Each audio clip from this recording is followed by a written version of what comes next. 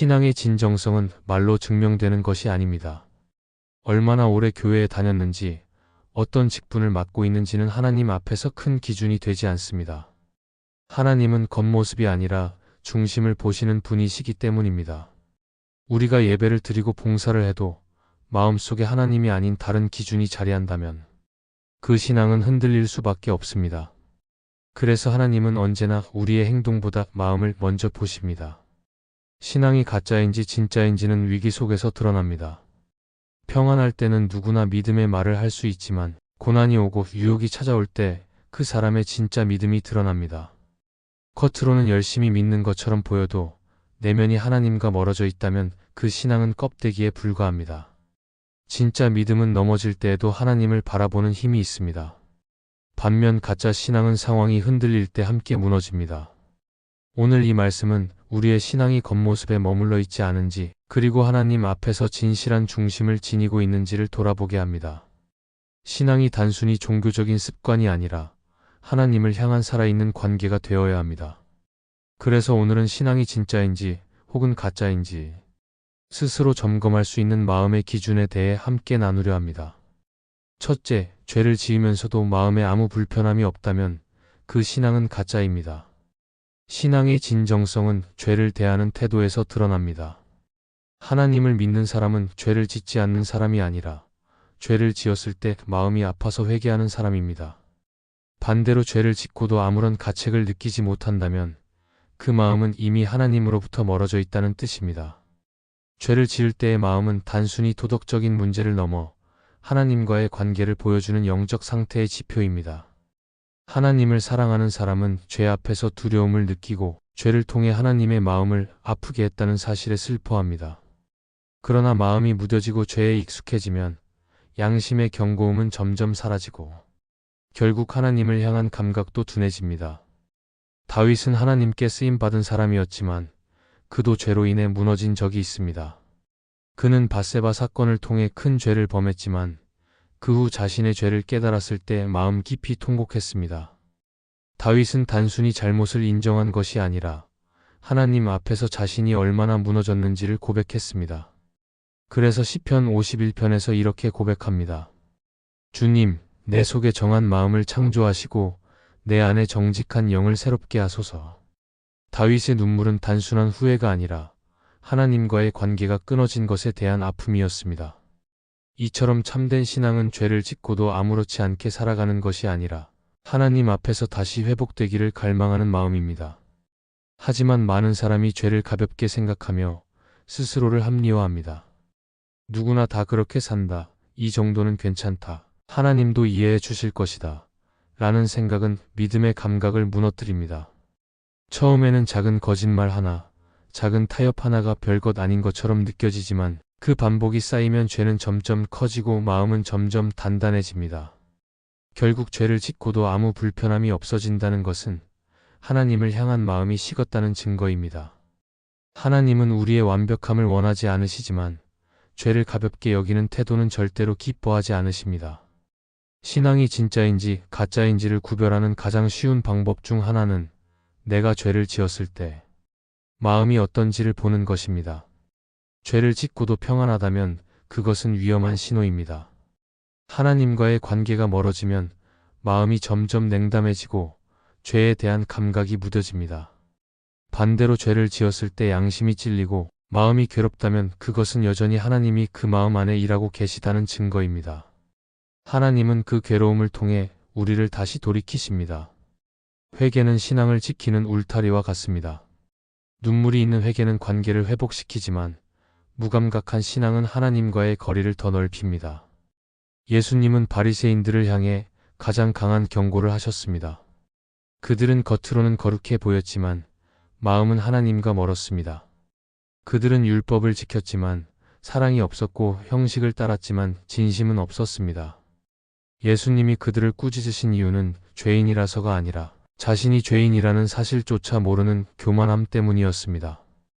바리새인의 문제는 죄의 크기가 아니라 죄에 대한 무감각이었습니다. 하나님은 죄인을 미워하지 않으시지만 죄를 아무렇지 않게 여기는 마음은 결코 용납하지 않으십니다. 신앙의 깊이는 죄를 얼마나 피하느냐보다 죄를 지었을 때 하나님께 얼마나 빨리 돌아오느냐에서 드러납니다. 죄를 짓지 않는 사람은 없습니다. 그러나 죄를 지은 뒤의 태도는 각자 다릅니다. 어떤 사람은 숨고, 어떤 사람은 변명하며, 어떤 사람은 하나님께 엎드립니다. 하나님은 그 엎드림을 기다리십니다. 왜냐하면 하나님은 죄를 통해서도 회복을 시작하시는 분이시기 때문입니다. 죄를 인정하는 순간부터 하나님은 용서하시고 다시 일어설 수 있는 은혜를 주십니다. 우리가 죄를 가볍게 여길 때 신앙은 겉모습만 남게 됩니다.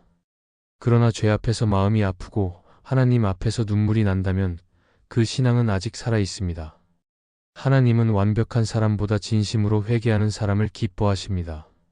그러므로 죄를 지었을 때 마음이 불편하다면 그것은 나쁜 것이 아니라 오히려 하나님이 나를 아직 붙잡고 계시다는 신호입니다. 죄의 무게를 느낄 수 있는 사람만이 하나님의 은혜의 깊이를 경험할 수 있습니다. 신앙이 진짜인지 가짜인지 알고 싶다면 내가 죄 앞에서 어떤 마음을 가지는지를 살펴보면 됩니다. 죄를 지으면서도 아무렇지 않다면 그 신앙은 위험하지만 죄 앞에서 하나님께 나아가 통회한다면 하나님은 그 마음을 다시 새롭게 하실 것입니다. 하나님은 지금도 죄의 자리에서 일어나 그분께 돌아오는 사람을 기다리고 계십니다. 둘째, 축복에는 감사하지만 고난에는 불평한다면 그 신앙은 가짜입니다. 감사란 상황이 좋을 때만 드리는 말이 아닙니다. 진짜 감사는 이해되지 않는 일 속에서도 하나님을 신뢰할 때 나오는 마음의 고백입니다. 그러나 많은 사람은 기도에 응답이 오고 원하는 일이 이루어질 때만 하나님께 감사하고 고난이 찾아오면 불평합니다. 하나님께 받은 복은 기쁨으로 간직하지만 하나님이 허락하신 고난은 불공평하다고 여깁니다. 하지만 성경은 분명히 말합니다. 범사에 감사하라. 이는 그리스도 예수 안에서 너희를 향하신 하나님의 뜻이니라. 즉, 감사는 감정이 아니라 믿음의 반응이며 그 반응이 바로 신앙의 진위를 가르는 기준입니다. 고난의 시기에 드러나는 태도는 신앙의 깊이를 보여줍니다. 평안할 때는 누구나 감사할 수 있습니다. 그러나 고통의 시간 속에서도 감사할 수 있는 사람은 하나님을 신뢰하는 사람입니다. 요셉은 배신당하고 감옥에 갇혔지만 불평하지 않았습니다. 오히려 그 시간에도 하나님이 자신과 함께 계심을 믿었습니다. 그 믿음이 있었기에 요셉은 억울한 현실 속에서도 하나님을 향한 시선을 잃지 않았고 결국 그 믿음이 하나님의 계획을 이루는 통로가 되었습니다. 만약 요셉이 감옥 속에서 불평하며 마음을 닫았다면 그의 인생은 그 자리에서 멈췄을지도 모릅니다. 하나님은 감사하는 사람의 마음을 통해 일하십니다.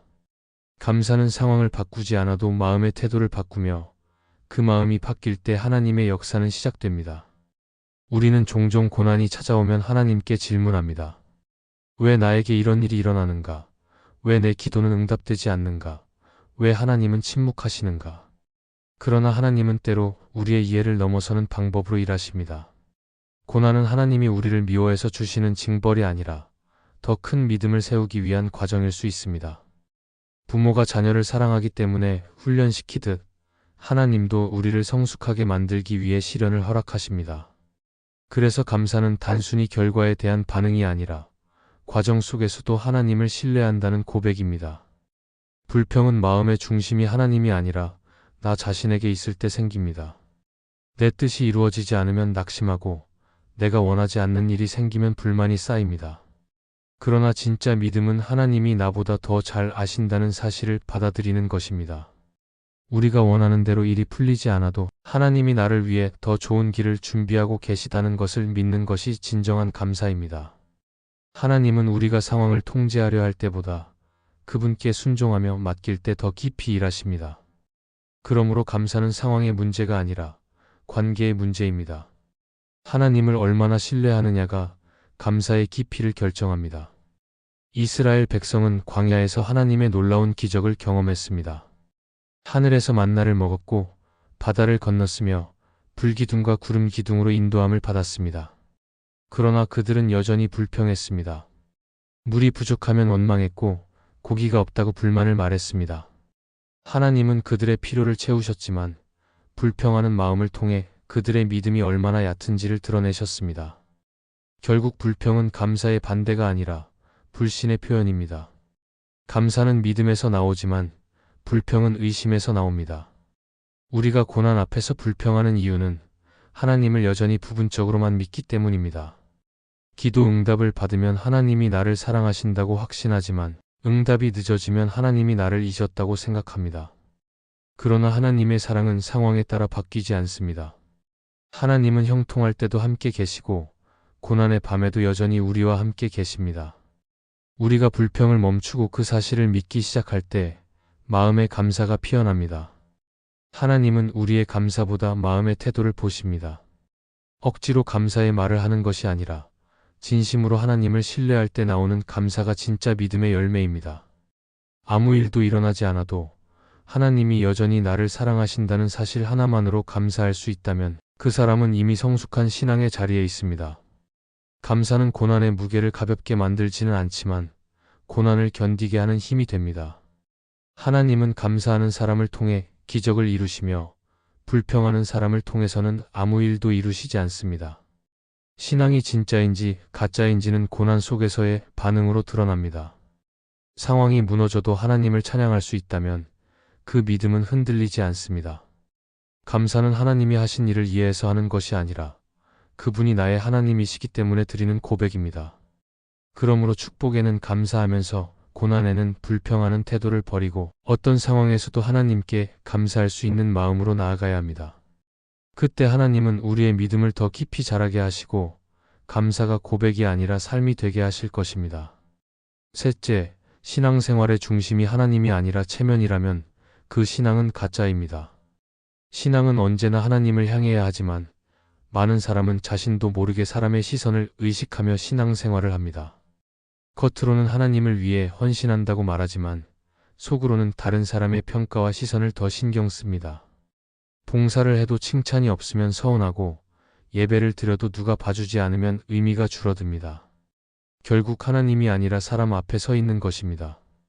신앙이 체면으로 흐르면 하나님과의 관계는 점점 멀어지고 믿음은 형식만 남게 됩니다. 체면으로 하는 믿음은 스스로를 지치게 만들고 결국 아무런 열매도 맺지 못하게 합니다. 예수님 당시의 바리새인들은 바로 그런 사람들이었습니다.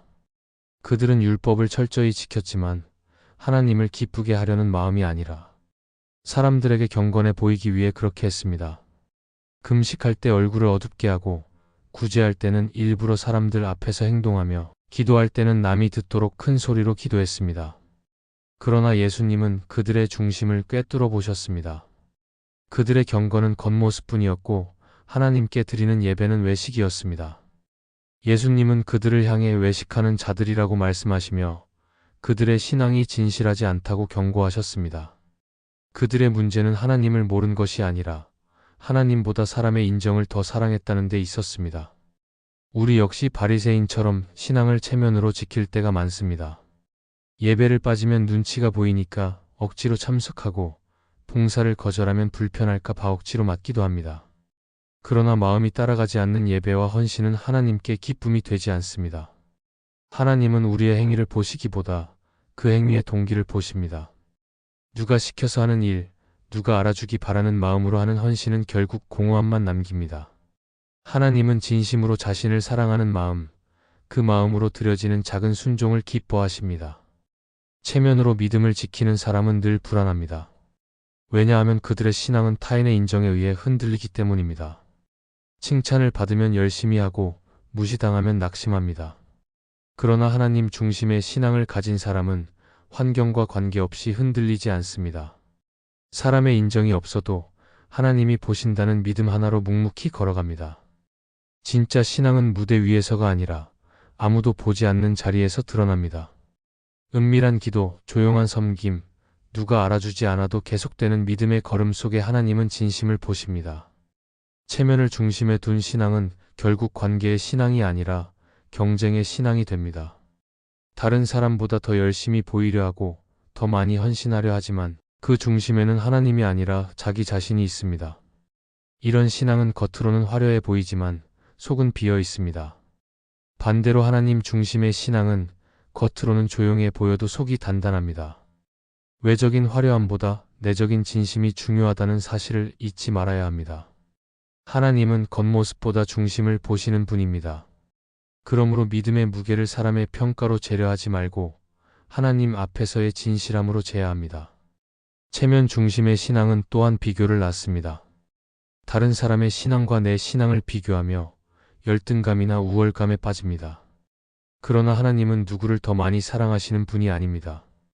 하나님은 각 사람을 다르게 부르시고 다르게 사용하십니다. 내 자리가 작아 보여도 하나님이 주신 자리라면 그곳이 거룩한 장소입니다.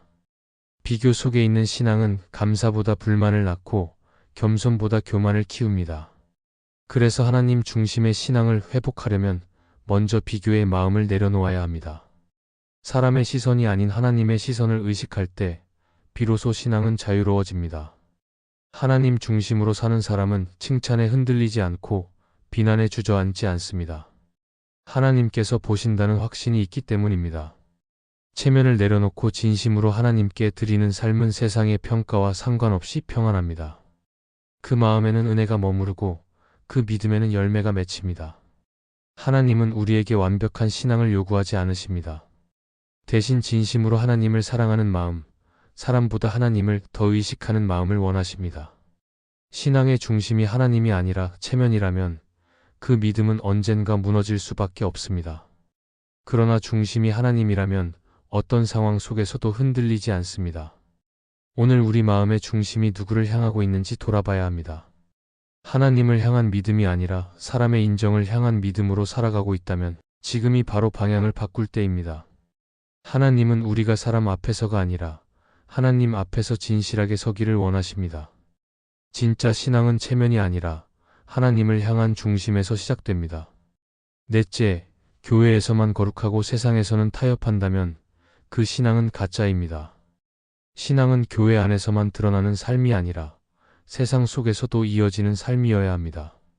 그러나 어떤 사람은 예배당 안에서는 믿음의 사람으로 보이지만 문을 나서는 순간 전혀 다른 모습으로 살아갑니다.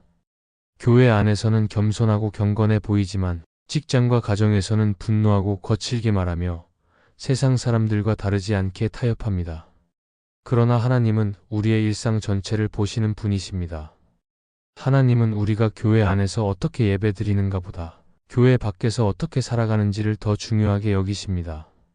신앙은 구별된 공간의 문제가 아니라 일상의 태도의 문제입니다. 팀 켈러는 책 1과 영성에서 이렇게 말했습니다.